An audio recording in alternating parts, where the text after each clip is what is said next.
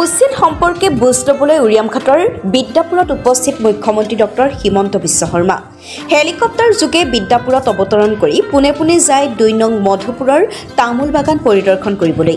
বেদখলকাৰীয়ে হাজাৰ হাজাৰ বিঘা তামোলবাৰী পাতি কেনেদৰে বনাঞ্চল ধ্বংস কৰি সাম্ৰাজ্য গঢ়ি তুলিছিল ড্ৰোন কেমেৰাৰে লোৱা উক্ত তামোলবাৰী সংবাদ মাধ্যমৰ জৰিয়তে অসমবাসীক দেখুৱাইছিল মুখ্যমন্ত্ৰীয়ে।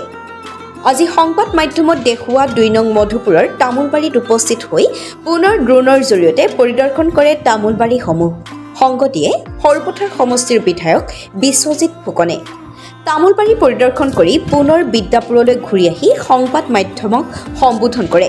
ইয়াৰ পিছতেই পুনৰ গুৱাহাটী অভিমুখে ৰাওনা হয় মুখ্যমন্ত্ৰীগৰাকী। ধনশিৰিৰ পৰা গকুল দত্তৰ ৰিপৰ্টাৰ লাইভ। উৰিয়ামঘাটৰ প্ৰস্তাৱিত আমি যিখিনি মানুহক উচ্ছেদৰ বাবে নটিচ দিছোঁ সেই এৰিয়াটো আমি পৰিদৰ্শন কৰিলোঁ আৰু মোক আগতে জনোৱাৰ দৰে যে এজন মানুহে বা এটা পৰিয়ালে মই নিজে দেখিলোঁ কোনোবাই 200 বিঘা, কোনোবাই 300 বিঘা, কোনোবাই 50 বিঘা এই ধৰণে মাটি দখল কৰি আছিলে।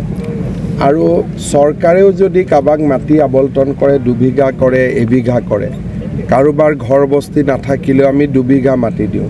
কিন্তু এই অঞ্চলটোত একোজন মানুহে 400 বিঘা 300 বিঘালৈকে মাটি দখল কৰি এখন ইয়াক গোটেইটো এটা ইকনমিক চেণ্টাৰলৈ ৰূপান্তৰ কৰিছিলে।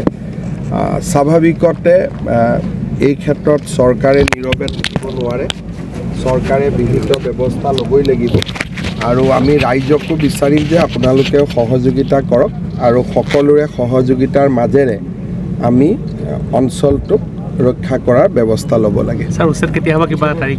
মই উচ্ছেদলৈকে যাব খোজা নাই, কাৰণ মানুহখিনিয়ে সহযোগিতাও কৰিছে। সকলোৰে নিজৰ ঘৰ মাটি বিভিন্ন জেগাত আছেই আৰু যিখন মই লিষ্ট দেখা পাইছোঁ ইয়াতে এই অঞ্চলত মানুহ অকল যে অসমৰ পৰা আহিছিল এনেকুৱা নহয়। মোৰ হাতত যিখন মই সৰুকৈ যিখন লিষ্ট মোৰ তাত আছিলে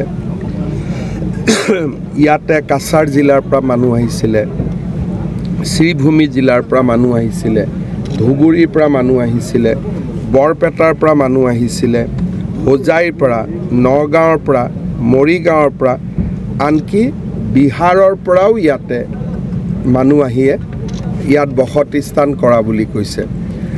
আৰু এই মানুহখিনিও কোন অঞ্চলৰ পৰা আচলতে আহিছে, যদি কৈছে বিহাৰৰ পৰা আহিছোঁ, বিহাৰৰ পৰা আহিব পাৰে, সীমান্তৰ সিপাৰৰ পৰাও আহিব পাৰে। গতিকে আমি মানুহখিনিৰ নাম এড্ৰেছো ল'ম আৰু সংশ্লিষ্ট জিলাসমূহকো আমি জনাই দিম।